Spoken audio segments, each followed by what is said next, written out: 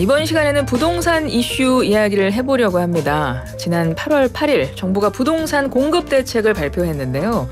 이번 대책에서는 비아파트 활성화를 위한 대책들이 눈에 띄었습니다.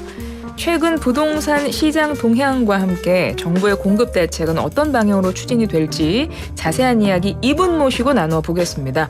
김규철 국토교통부 주택토지실장님 나오셨어요. 어서 오세요. 네, 안녕하십니까. 예, 저희 앞에 카메라가 있는데요. 청취자분들께 인사 한 말씀 먼저 해주시겠어요? 네, 안녕하십니까. 국토교통부 주택토지실장입니다. 반갑습니다.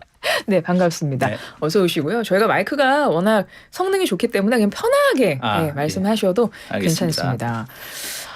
가장 최근에 발표됐던 부동산 정책이 지난 8월 8일에 나왔던 88 대책인데 벌써 한 달이 지났더라고요. 네. 네, 그래서 한 달 지났으니까 성적표 한번 매겨주실래요? 몇 점 정도 주실 수 있을까요?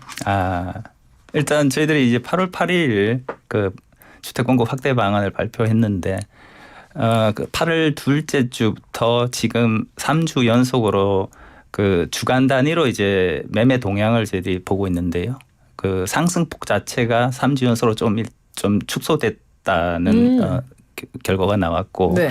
거래량도 전월 대비해서 좀 줄어들고 있는 추세입니다. 그래서 뭐 어쨌든 뭐 전반적으로 시장 상황에 대해서는 계속해서 저희들이 모니터링하고 있는 상황이고 향후에 저희 88 대책 자체가 주택 공급 확대 방안이기 때문에 단기간에 뭐 가시적인 성과가 확실하게 나오기는 쉽지 않은 부분도 있기 때문에 전반적으로 후속 조치를 하면서 이런 부분들이 정책적 효과가 나오고 또 저 가계부채 관리 방안 차원에서 유동성 관리도 뭐 적절히 좀 진행이 되면은 네. 전반적으로 시장 안정 효과가 나오지 않을까 이렇게 예측하고 있습니다. 거래가 거래량 조금씩 좀 줄어들었다 네, 이 말씀이신데 한 달 그래서 제가 점수를 몇 점 주시겠냐고 여쭤봤기 때문에 초기 점수 한 몇 점 주시겠어요? 100점 만점? 일단 80점 80점. 이상을 꽤 높은 점수를 평가하고 있습니다. 네, 주셨습니다. 좀 자세한 이야기를 나눠보죠. 88 대책의 그럼 핵심은 뭔가요? 88 대책은 크게 이제 세 가지로 볼 수가 있는데요.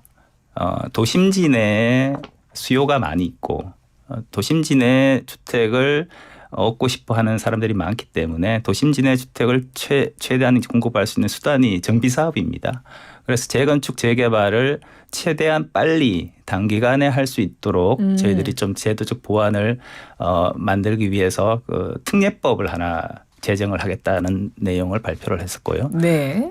그리고 또 하나는 이제 지금 주택 시장 자체가 아파트하고 비아파트가 기존에는 균형적으로 공급되고 거래가 됐었는데 이게 지금은 전세 사기 여파로 인해서 비아파트를 외면하고 아파트로 많이 쏠리는 현상이 발생하고 있습니다. 그 부분에 대한 보완 대책으로 저희들이 금년과 내년에 걸쳐가지고 2년간에 걸쳐서 11만 호 이상을 비아파트를 공급하겠다. 뭐 이런 내용도 있고 그리고 우리 미래 청년들이 새로운 주택을 서울과 수도권에서 공급받을 수 있도록 하기 위해서 신규 주택을 8만 호를 공급하고 기존에 진행되고 있는 공공주택 지구의 그 토지 이용 효율화를 통해서 한 2만 호 정도 추가로 하는 내용. 이렇게 해서 전반적으로 보면은 새롭게 공급하는 주택은 21만 호가 되고요. 네. 그다음에 그 지금 하고 있는 사업을 조기화해서 빨리 공급할 수 있는 부분은 21만 7천 호에서 42만 7천 호를 저희들이 공급하겠다는 내용을 발표했고 이 42만 7천 호가 굉장히 많은 물량입니다. 네, 네. 그 뭐 일산 신도시가 7만 호 정도로 공급됐기 때문에 일산 신도시가 6년간에 걸쳐서 계속해서 하나씩 만들어진다 이렇게 이해를 하시면 될 것 같습니다. 네, 그러니까 이번에 88 대책은 한마디로 부동산 공급 대책이라는 말씀이신 그렇습니다. 거잖아요. 예. 그리고 비아파트 활성화, 비아파트 정상화 그게 또 핵심 중에 하나인데 앞서도 말씀하셨지만 거래가 거래량 조금씩 이제 감소했다 아파트. 그런데 사실은 뭐 대출 규제 쪽을 보면 조금씩 더 이제 강화되는 분위기이기도 해서 DSR 규제도 이번 달부터 2단계로 올라갔고요. 이런 걸 보면 어쩌면 그 거래량이라든가 이런 건 이제 감소한 것이 이런 것들을 통해서 그럴 수도 있지 않을까라는 생각도 들면서 이런 주택담보대출 규제로 인한 뭐 시장의 위축 심리는 좀 없나 이것도 한번 좀 짚어주시면 좋을 것 같아요. 어떻게 보고 계세요? 지금 그 거래량이 줄어들고 그 상승폭이 좀 축소되고 하는 부분에 대한 요인은 네. 뭐 여러 가지로 볼 수가 있는데 뭐 저희들이 대책 발표한 게 뭐 전적으로 그거 작용했다 이렇게 할 수는 없는 뭐 한 부분인 것 달 같고요. 정도 예. 됐으니까요. 그리고 뭐 여러 가지 계절적 요인도 있을 수가 있고 방금 말씀하신 것처럼 여러 가지 이제 주담대 관련된 부분 뭐 그런 부분도 영향을 미쳤을 수가 있는데 기본적으로 주택담보를 규제를 하게 되면은 주택 자금을 이렇게 마련하는 거에 대해 상당히 좀 제약이 받을 수가 있습니다. 그래서 네. 저희들은 지금 금융 당국과 계속해서 좀 소통도 하면서 같이 그 공조 체계를 구축해서 그 가계부채 관리 방안에 대해서 이제 적절히 이제 관리하고 있는 상황인데 기본적으로는 국가 경제 영향을 최소화할 수 있는 가계부채 관리는 필요하다고 보고요. 다만 이게 지나치게 제약하게 되면 서민들이 주택 마련을 위한 자금 조달에 굉장히 어려움이 있기 때문에 네. 그런 부분들 전반적으로 고려해서 세밀하게 관리해 나갈 계획입니다. 알겠습니다. 88 대책, 정부의 부동산 공급 대책. 그럼 좀 구체적인 것들을 하나씩 여쭤볼게요. 가장 먼저 아까 세 가지 핵심 내용 중에서 도시정비 사업 분야입니다. 네. 말씀하셨지만 재건축 재개발 촉진법 제정 계획 세우셨잖아요. 네. 제정안도 특례법 제정안 발의가 됐는데요. 이게 어떤 내용인가요?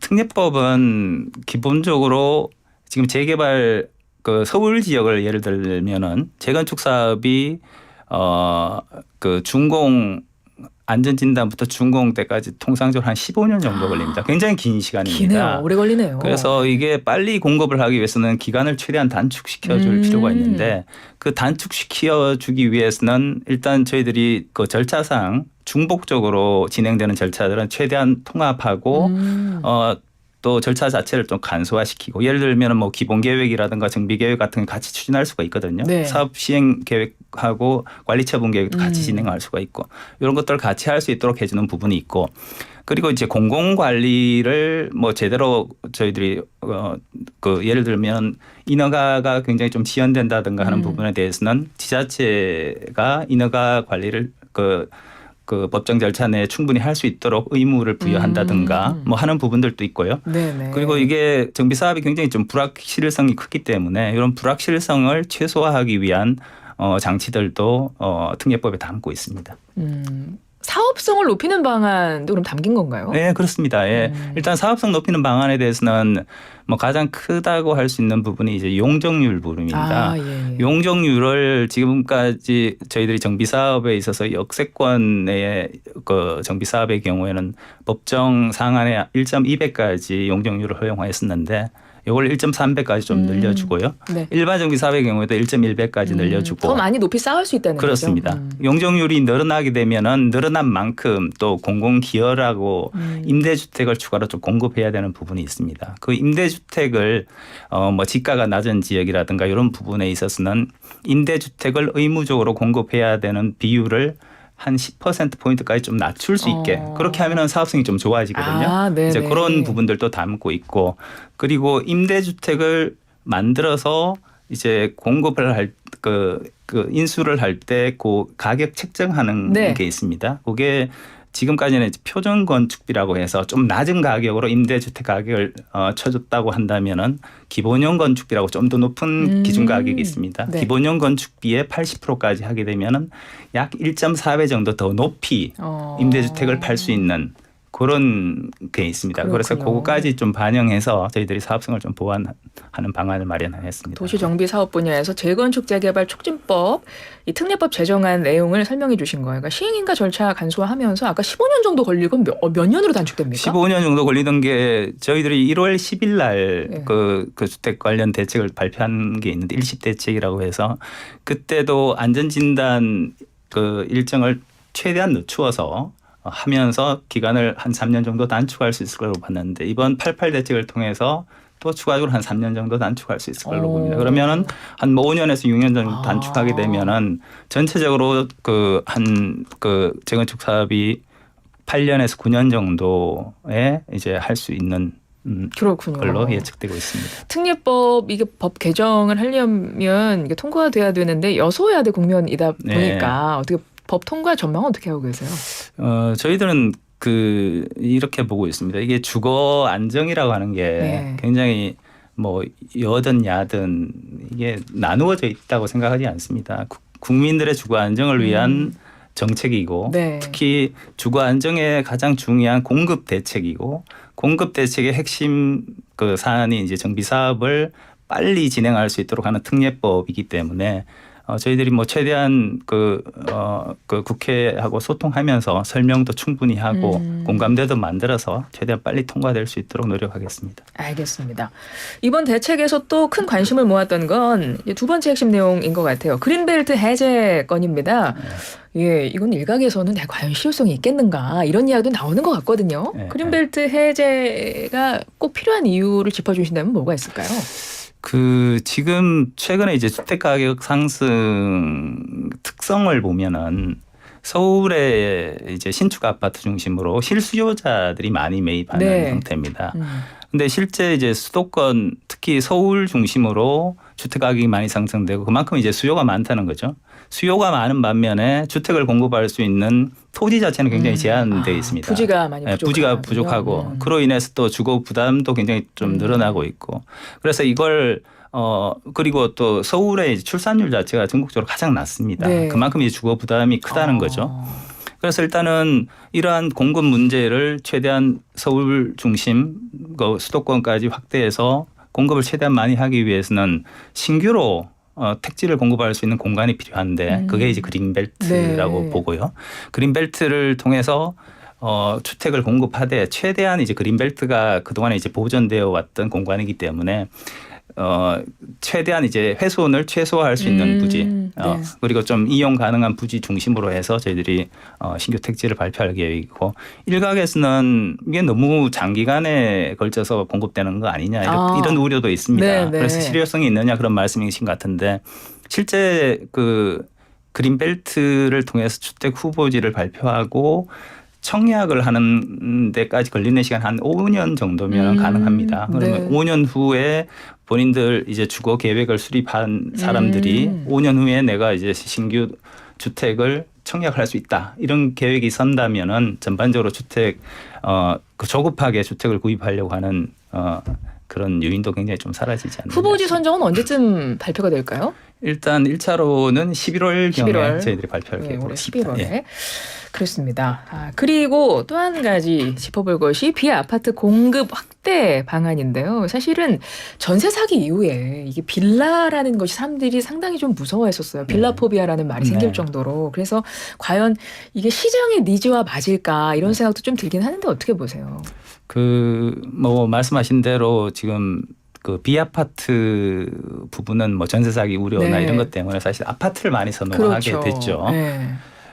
그럴수록 공급도 또 줄어들게 되고 이게 계속 악순환이 반복되는 상황인데 그래서 저희들이 이번에 대책에서 이 비아파트 부분의 공급 목표량을 이제 11만 호 이상 이제 공급하겠다라고 발표한 게 네. 이 주택 시장이라고 하는 게 기존에는 서울의 주택 거래량을 보면은 반반 정도입니다. 아파트하고 비아파트가 반반 네네. 정도인데 지금은 거의 아파트가 70% 가까이 되는 그렇군요. 수준까지 많이 올라와 있거든요. 이런 부분 균형을 다시 좀 맞춰야 될 상황이고 이게 주택 시장이라고 하는 게 다 이제 맞물려 있습니다. 네. 예를 들어서 뭐 1인 비아파트에서 그다음 3, 4인 비아파트로 갔다가 뭐 저가 아파트로 갔다가 선호 지역의 이제 고가 아파트로 다 이제 뭐 주거 사다리라고 하죠. 이런 주거 사다리를 통해서 계속적으로 상향할 수 있는 그런 욕구들이 있고 네. 실제 그렇게 진행이 되는데 최근에 이제 빌라 포비아라든가 이런 부분들로 인해서 굉장히 좀 그 부분이 네. 이제 끊어져 있는 그렇죠. 상황입니다. 그래서 네. 이번에 비아파트 대책을 발표하면서 그런 부분을 최대한 보완하려고 하고 있습니다. 서울의 비아파트 무제한 매입 뭐 이런 방안도 담겼던데 이게 무제한 매입하면 LH 괜찮습니까? 제목을 좀 괜찮겠을까요? 네. 좀 그런 우려가 있습니다. 네. 근데 실제는 전혀 우려할 정도가 아니다. 왜냐하면은 LH가 출범할 당시에 부채 비율이 525% 네. 정도였습니다. 그런데 작년에 부채 비율이 218%였고요. 그리고 LH 부채 비율로 잡히는 것 중에서 임대주택의 보증금도 부채로 잡히거든요. 네. 근데 요거는 이자가 수반되는 부채가 아닙니다. 이자가 수반되는 부채는 금융부채죠. 금융부채만 따지면은 한 126% 정도가 부채 네네. 비율로 잡힙니다. 그러면 126% 정도면은 사실 우려할 수준의 그렇군요. 그 부분은 아니고 굉장히 좀 기초 체력은 있다라고 볼 수가 있고 하여튼 뭐 이런 그 비아파트 부분을 공급하면서 지금 이게 그 신축 매입을 11만 원 공급하겠다고 하는 내용이 갑자기 나온 대책이 아니고 지금까지 계속 해왔던 내용이고요. 네. 다만 이제 그동안은 기축 아파트, 기축 주택을 구입했던 걸 신축으로 많이 돌려서 수요자들을 선호에 맞는 주택을 공급하겠다. 뭐 그렇게 이해를 하시면 될 것 같습니다. 알겠습니다. 청취자 3078번님이요. 공급을 늘리면 교통지역은 어떻게 하나요? 같이 고민해 주세요.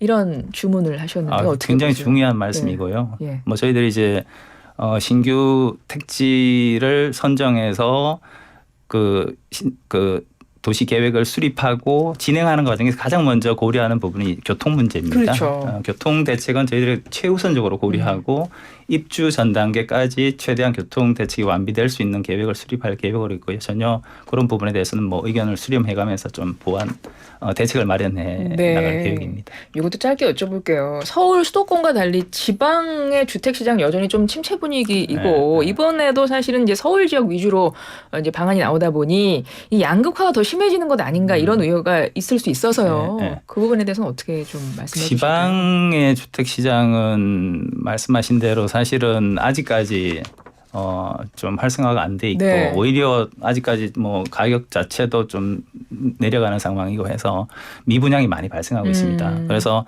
지금 준공후 미분양 물량이 전국적으로 16,000호가 되는데 그중에서 13,000호가 지방 물량입니다. 그래서 지방의 미분양 물량이 많이 쌓여 있기 때문에 추가적으로 어떻게 투자를 하고 새로운 주택 사업을 할 여력이 없습니다. 그래서 일단은 미분양 물량을 해소해 줘야 되는데 이번에 그 13,000호 미분양 물량을 해소하기 위해서 CR리츠라고 있습니다. 이게 시행사, 시공사, 재무적 투자자들이 투자해서 만든 리츠가 그 미분양 물량을 사주는 개념이거든요. 그 CR리츠를 통해서 저희들이 수요 조사를 내보니 지방 미분양 물량 한 5,000호 이상이 그 수요 조사 결과 이제 매입할 의향을 밝혀왔기 때문에 기본적으로 CR리츠를 통해서 최대한 매입하고 그 이후 상황을 보면서 또 추가적인 대책을 고민해 봐야 될 것 같습니다. 알겠습니다. 20초 있습니다. 앞으로 추가적으로 대책도 계획 갖고 계세요? 대책 나올까요? 일단 뭐 시장 상황을 잘 살펴봐야 될 것 같고요. 지금 발표했던 88 대책 후속 조치를 최대한 빨리 진행하면서 전반적인 시장을 관리를 해 나가야 될 것 같습니다. 알겠습니다. 또 우리 실장님께서 나오신 게 이제 추석을 코앞에 두고 나오셨기 때문에 우리 청취자분들께 또 추석 인사 한 말씀 하시면서 마무리하면 훈훈하고 좋을 것 같아가지고요. 추석 앞두고 우리 청취자분들에게 끝인사 한 말씀 해주세요. 네, 청취자 여러분들 모두 즐거운 추석 보내시기 바랍니다. 네. 고맙습니다. 실장님도 풍요로운 추석 보내시기를 바랍니다. 네. 지금까지 김규철 국토교통부 주택도시 실장이었습니다. 네, 고맙습니다. 고맙습니다.